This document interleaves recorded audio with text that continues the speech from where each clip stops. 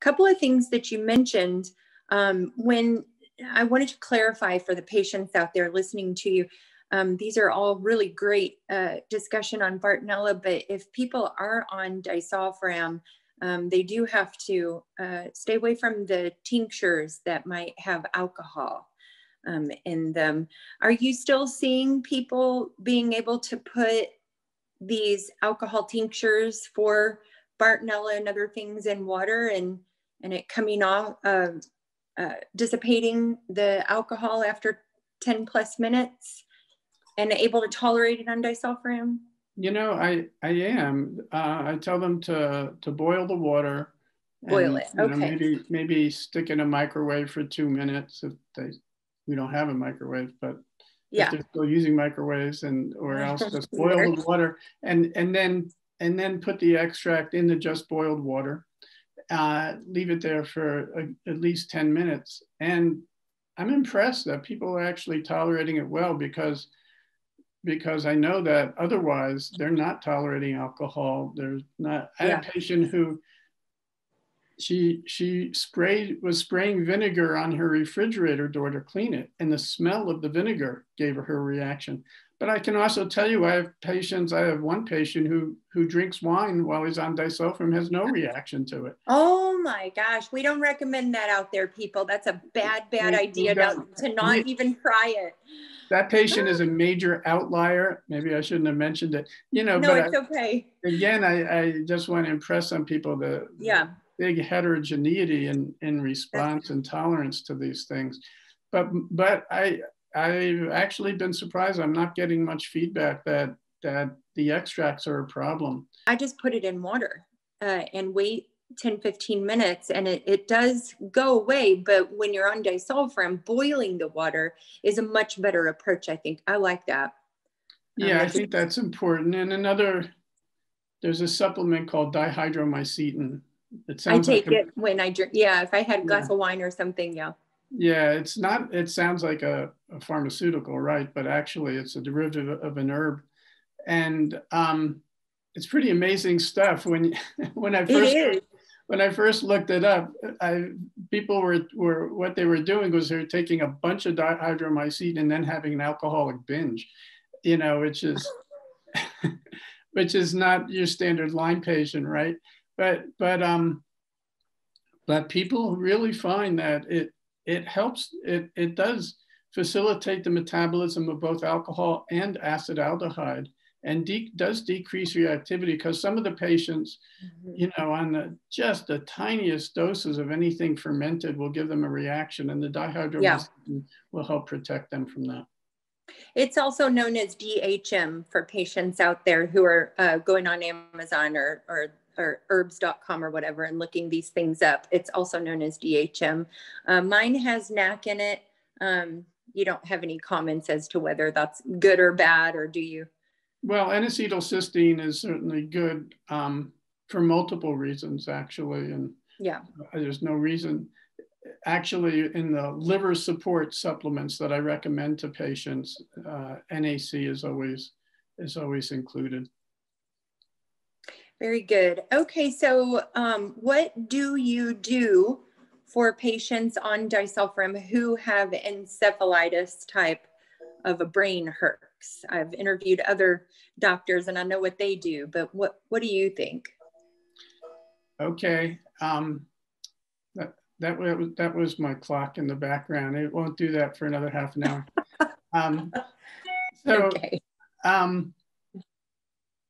Okay, what do? I immediately stop the drug for about 2 days. If patients contact me at the onset of symptoms, usually I would say the most common scenario is that they're already at near their treatment target dose, and we've bumped it a little bit, and suddenly they have severe brain fog, head pressure, sometimes mood swings, and severe mood swings, or just depression or anxiety. And if people contact me right away, which is what I encourage them to do, and we stop the drug for a day, within 24 hours, they say, I feel great, I'm fine. Yeah. And then we know, okay, and then we can just drop the dose to what it had been and they're okay. The problem is if they don't let me know right away. And sometimes, yeah, I think, as you were suggesting in the beginning, when in our conversation, I think before recording, there's so many people with neurocognitive disorders, they don't even realize their cognition is suddenly worse.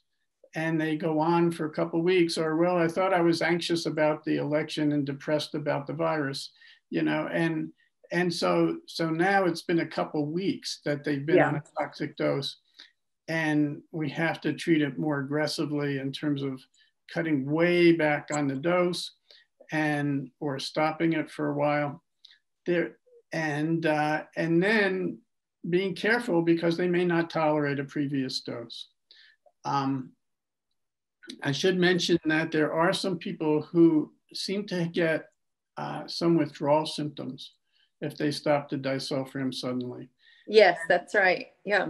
Yeah, we believe that's because one of the side effects of disulfiram, actually one of the disulfiram metabolites, is to inhibit an enzyme called dopamine beta hydroxylase, or DBH.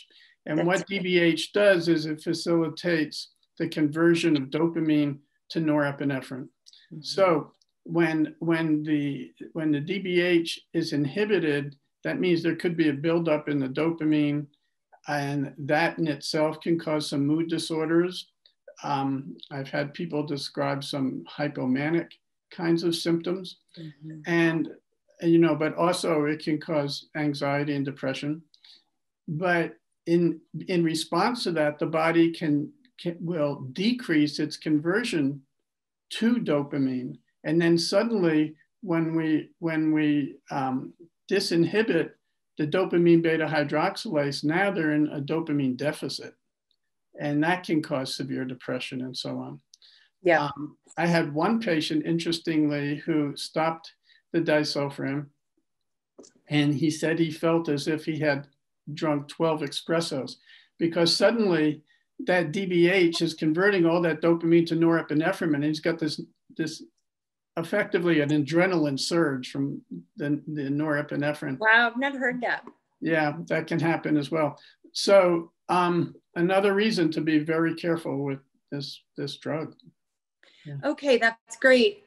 So for those people who get in bad shape psychologically, do you recommend adding in a psychiatrist to maybe prescribe something like an SNRI or something like that to help along the way? To some of this stuff we're seeing isn't going away. If they go too high and they don't contact their doctor right away, you know, they take another pill or two or three, and it just cascades the problem. And then they have kind of a, you know, hard road ahead that it's not so easy to come out of. Do you recommend that they add in a psychiatrist to help them with something like this if it goes on? I certainly do recommend consulting with a psychiatrist or psychopharmacologist if there's any chronicity to the mood problems and they're not coming under control with by treating the infections, or it's just too slow. And anything we can do in the meantime. I mean, the depression and anxiety in a way make the infections worse. They suppress the immune system. A depressed mood disorder depresses the immune system. That's been well established. So it's important we do everything we can on that level to help people, support people. Yeah, we want patients to stay safe out there. That's the reason we do these videos, to educate and help people learn how to stay safe on these treatments. What do you use that you see working for your patient population with brain herx or brain inflammation on disulfiram? So this applies to all herx reactions, not just people with some encephalopathic type reaction. Okay. The things you mentioned, I recommend routinely. I was not aware Alka-Seltzer Gold has aluminum in it, but I love Alka-Seltzer Gold. I do too, yeah. People often respond quite quickly to that. Also try salts. Anything alkalinizing, which includes water with fresh squeezed lemon, is also an alkalinizing agent, which sounds ironic because lemon has citric acid in it, but actually is converted to bicarbonate in the body. It's alkalinizing. Yeah. So I push binders, you know, whatever's quickly available. So we get people on charcoal as well as bentonite and cholestyramine, and again, whatever their guts will tolerate. We put them on binders. CBD as an anti-inflammatory, other anti-inflammatories like curcumin and boswellia can be very helpful. Hot baths with 6 cups each of Epsom salts and bicarb. Some people find it helps dramatically. You know, if the herx is bad, I recommend all of the above. Boy, are they really helpful. And so I appreciate you mentioning some of those things that sensitive patients can utilize that aren't going to cause a lot more trouble and help lower inflammation in a very big and impactful way. So the big thing here is, before we move on to our last question, dosing for disulfiram. Everybody's so interested. You've talked quite a bit about an 8th and a 16th tablet, but if you were to get the traditional Lyme patient that probably has Lyme, Babesia, and Bartonella, and they've been sick for a long time, like most people go undiagnosed for sometimes decades, what would you start them at? Starting dose for most patients now is 31.25 milligrams, and that's, as you know, 1/8 of a tablet every 3 days. Okay. And we see how they tolerate it. Depending on, I tell people, I hope you don't notice anything. I hope. Yeah. and then you know, we progress the dose as tolerated, not more often than every 2 weeks. I do my best to put the reins on people. Most of them understand that this is not a sprint or horse race. This is a marathon.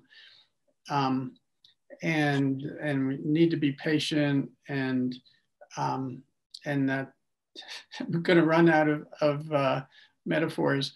The hare beats the, I'm sorry, the tortoise beats the hare in this scenario, really. I have patients who've seen doctors who've started them on 3 full dose antimicrobials at once. And it's awful. I mean, they spend the next month in bed and they never go back. So you know, my book outlines my approach, which is 1 at a time, starting slowly. There's this theoretical concern that low doses are going to invite resistance in the organism, but we're not seeing that. We just are not seeing that, and it's just safer. Herxheimer reactions are to some extent inevitable, but I really think we should do everything we can to mitigate them, not only because they're ridiculously uncomfortable, but because it's just adding to inflammation in the body. And that's the problem to begin with. We're trying to decrease the inflammatory response. So I'll do everything I can to lessen and hopefully eliminate Herxheimer reactions by simply going slowly. And we don't increase within a 2-week time period. Is that still what you're Yes, we don't increase in a 2-week time period, but a couple other caveats. One is, if a patient is taking their dose every 3 days and is herxing from dose 1, and that herx is still there when they're up to day 4 to take the next dose, they have to spread it out even more. If it's a bad herx, we got to cut back on the dose. And if they're still herxing on a given dose, let's say they're herxing on 31.25 every 3 days, if the herx is lasting only 1 to 2 days and it's not too bad, then that's okay. I'll leave them on that dose, but I won't progress the dose until that herx goes away. until they're no longer herxing on the previous dose. So the one thing that I wanted to let people know that I did not discuss was how wonderful your book is laid out, in the fact that you're actually talking with us in the book. And it's super cool it's very refreshing. I've read a lot of Lyme books, and it's usually very scientific and charts, graphs, data, in the references and throughout the book. But your book is so different in that you're actually having a conversation. And I could feel, thank you so much, Sudie. I could feel your presence delivering the conversation to me as I was reading it. And it's very warm and it's personable. You know, I wanted to write a book that was both for doctors and patients. I think I succeeded. The feedback is that I succeeded, that I'm giving enough detail and evidence-based basis for what I'm recommending, what my findings are. But I'm also describing it in language that hopefully lay people will have no problem with. And it's not that I could cover everything. I really tried to cover, 98%. So I really wanted to mention how important that is in your book, that it's laid out in a way that everyone can understand and utilize the information in a conversational way, that it's easily understood, and it's an easy book to read. Thank you. So, thanks for that feedback. Yes, I'll be sure to give you some good reviews once it comes out. But I was honored that you sent it to me early so I could get a good glimpse of what's going on in your head, so we could have a successful interview. Okay, so last but not least, we're really trying to turn the tide on the utilization of the term post-treatment Lyme disease syndrome. And that is really what is the biggest driver in patients not being able to get help from mainstream physicians, because of the information and the research that has been conflated out there on PTLDS, or post-treatment Lyme disease syndrome. I was really happy and elated, actually, that you have a whole section on the anatomy of the Lyme wars in your book. Can you elaborate a little bit on the new IDSA guidelines and how it's basically the same stuff that they were pushing in 2000, that persistence doesn't exist, congenital Lyme doesn't exist, and there's really no help coming from allopathic Western medicine physicians who subscribe to the IDSA Society? The good news is that there is a trend towards acceptance. I have more and more patients who are doctors, for example, and doctors who send their family members to me. As you're describing that, I was thinking about what happened to me in 1996, which is that in the middle of the summer, I suddenly came down with a high fever and sweats and chills and body aches. And it lasted a few days and then went away for a week, and then it came back, and then away for a week, and it came back. And my family doc, I didn't have a doctor, a dear friend of mine, examined me, and he said, well, you have an enlarged spleen. Let's, send off some lab data. And I was positive for Lyme disease. Now, in retrospect, it's very clear that I had Babesia. If I was taking a history of myself back then, I would say, no question, you got Babesia. Lyme disease by itself does not cause an enlarged spleen. It does not give you fevers of 104 degrees. But we had, who knew about Babesia back then, right? Yeah. So I go on the standard antibiotics, but I'm not getting better. In fact, that's when I developed sleep problems and severe anxiety issues. I don't know what's going on with me. I'm on antibiotics for a month or two at that point. And I call up, I've been advised not to give out this name, but he was someone who considered himself a world expert in Lyme disease, who at that time was at my alma mater, which is the Tufts New England Medical Center. And I presented my case to him. back then, it's interesting, back then you could call any doctor and they'd call you back if you were a doctor. It's not so easy anymore. It's really kind of sad that we don't have that kind of camaraderie. But anyway, he called me back. He was very polite and courteous, and I presented my case to him. And he said, well, you don't have Lyme.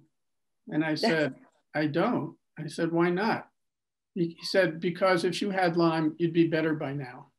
And I said, well, what about the lab tests? I had 2 lab tests, which were CDC positive for Lyme, right? And he says, they were wrong, false positive. Yeah, right. And I said, well, what do I have? And he said, something else. Don't know. Something else. Okay. So, you know, that it's such a sad commentary. I mean, there's no question I had Lyme disease. He was 100% wrong, but he was correct that I had something else. I had Babesia. Co-infections of Lyme. Yeah. Yeah. So this brings us to the PTLDS thing. I happen to be in this school. I actually don't know how many other people are in this school. I know I've talked to Joe Burrascano about it a lot. For those people who haven't been around as long as you and I have, perhaps, Joe is an icon was really a pioneer in the treatment of chronic Lyme, and I've learned a lot from him, and we've worked together, we've taught together, and I hold him in really high regard. Yeah. And he said way back, all the patients with chronic Lyme have co-infections. And that's my experience as well. I do not see people in my practice with chronic Lyme who do not have co-infections. And I actually believe that the IDSA protocol of 10 days to 3 weeks of antibiotics may be sufficient to treat just Lyme in someone who is otherwise immunocompetent, doesn't have underlying issues. But I see patient after patient in my office who's been sick for years and finally find me, and 100% of them have co-infections and 0 only have Lyme. So I really believe that this post-treatment Lyme disease syndrome, I should acknowledge that it is an acknowledgement on the part of the IDSA and the general medical community that they acknowledge 10 to 20% of patients go on to develop chronic illness. And this is not just, you know, minor aches and pains of everyday life, which is what they originally claimed it was. These are people who often are more severely ill than those with congestive heart failure. And that's been well documented. Mm-hmm. There's at least one paper out there that suggests that 53% of people go on to have chronic symptoms. And there's more and more papers evidence out there suggesting that co-infections are the rule, not the exception, that most ticks are co-infected and that most people with Lyme are co-infected. Yeah. So when we're talking about post-treatment Lyme disease syndrome, which is the name that's given to patients who have been treated for acute Lyme, but then go on to have chronic symptoms, they clearly are still infected. I see them in my office day in and day out. Now, there has been some consensus, I don't know, consensus may be too strong a word. There has been some movement in the academic community, particularly Johns Hopkins, they like to write papers on PTLDS, where they're describing the evidence for persister cells, persister Lyme cells. So these are Lyme bacteria that basically don't care if you're on an antibiotic or not on antibiotic. They're going to persist regardless. That's the definition of a persister cell. And that's the reason people are still sick. Well, I claim that the Lyme is persistent, but the reason it's persistent is because they've got these helpers. They got Babesia and Bartonella and Mycoplasma, and some of them have Anaplasma and Rickettsia and so on. And so there are now studies in vitro. Again, this is Zhang in Hopkins just last year, where they found a triple antibiotic regimen, including daptomycin, did actually eliminate the persister cells. And I'm looking at it and saying, guess what? These people have co-infections. You're totally ignoring the co-infections. One of the problems, of course, is that the tests, as you know, for the most common co-infections, Babesia and Bartonella, still aren't that good. They're still going to miss a significant percentage. I think those tests are improving, but they're not good yet. That's why I still maintain it's important to follow these people clinically and to be suspicious of co-infections when people aren't getting better. I have a patient, I actually just started to write him up. This is really sad. So 6 years ago, he came down with acute Lyme. There was no question. He had a tick bite, he had erythema migrans rash. He was put on doxycycline, what we would consider a low dose, 100 milligrams twice a day, but that's the standard dose, unfortunately. And he was put on that for 5 weeks, which was good, but he was still symptomatic, so he stayed on it for 10 weeks, but he's still symptomatic, and by 12 weeks was actually getting worse. And then he goes to 4 different Lyme doctors. And the first 3 just kept treating him for Lyme. The 4th one said, well, I think we should treat you for Babesia, and that didn't do anything. And finally, the patient put himself on a Cowden protocol, which helped somewhat. But the clues from the beginning were that he had Bartonella. From the very beginning, for example, his rash itched. Lyme rashes don't usually itch, but Bartonella can cause itching. It can cause vesiculation, which is like small blisters. That should have been a clue right then. And he had really significant neuropsychiatric symptoms. He had not only anxiety, but he had paranoia episodes. And that should have been suspicious of Bartonella. My point is that these people with PTLDS, they've got co-infections. And I really hate that designation, as I know you do. In fact, I was invited to this was an invitation-only conference for kids with PANDAS and PANS syndrome, and it highlighted, PTLDS, and I said, I'm not coming if you leave that there. I said, good for you. We should not be using that designation. So happy. Yeah. Thank you.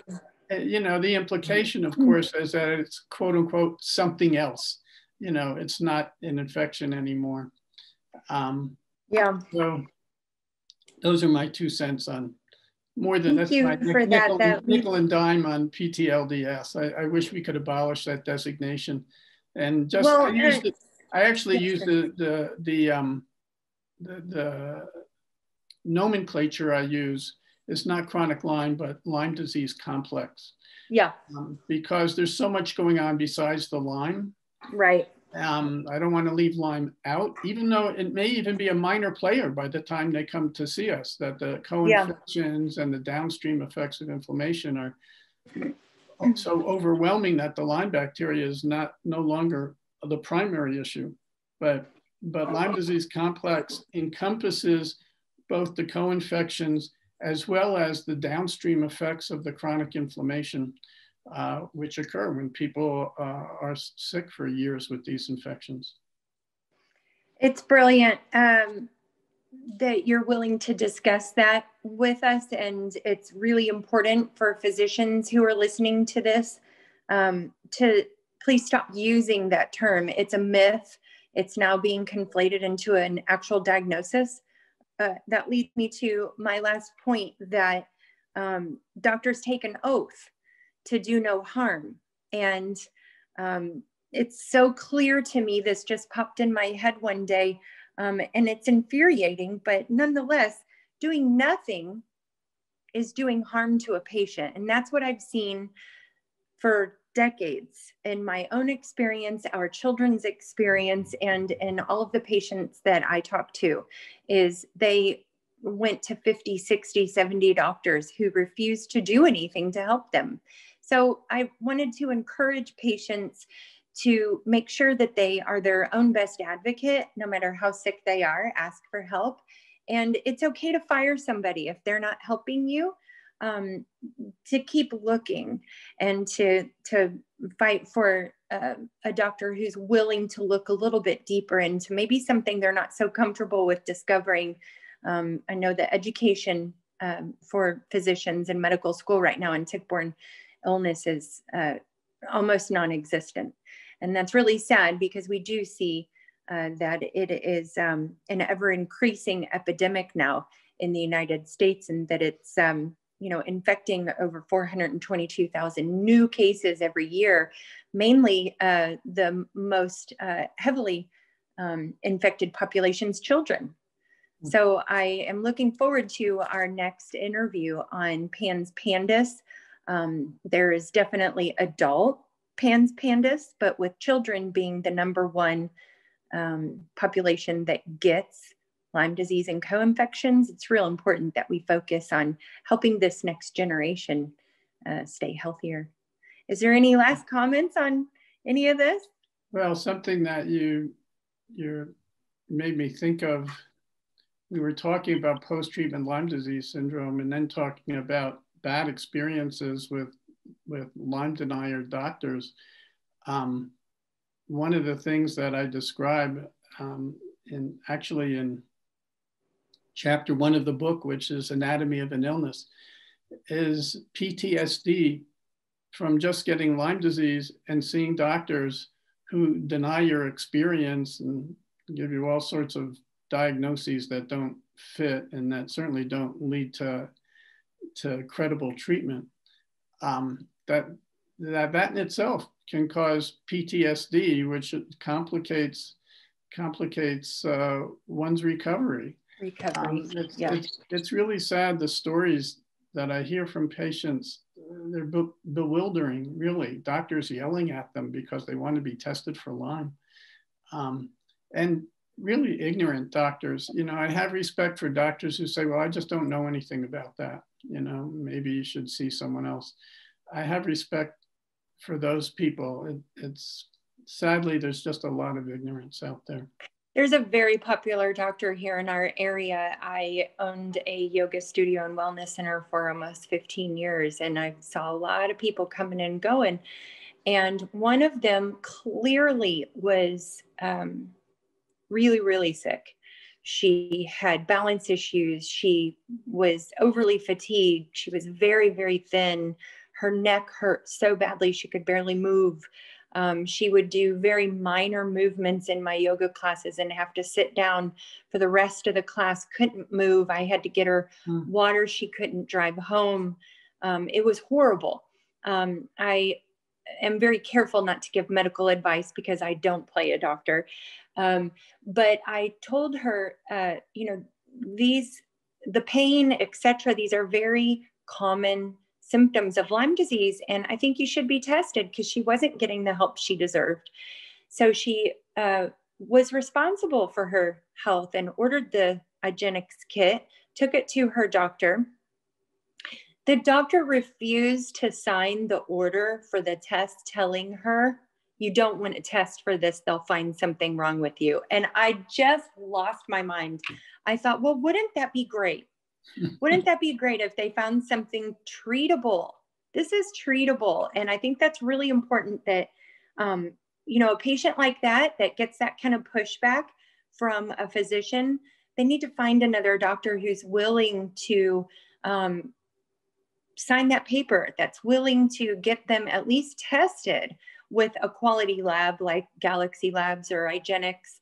And then if they don't know, like you said, that's respectable, but to refer them to infectious diseases, which is what an oncologist friend that I have said, oh, you need to go see an infectious disease. I didn't say one word because I knew, I would never get better if I stuck with the old ideology that it's PTLDS after 6 weeks of antibiotics. And after 4 years of antibiotics, I was no better. 33 pills a day, prescription pills a day, stomach, all kinds of stuff going on, that I wasn't getting any better. And now look, all 5 of us are in remission or near better. And it took me 8 years, 6 probably, to start feeling pretty good.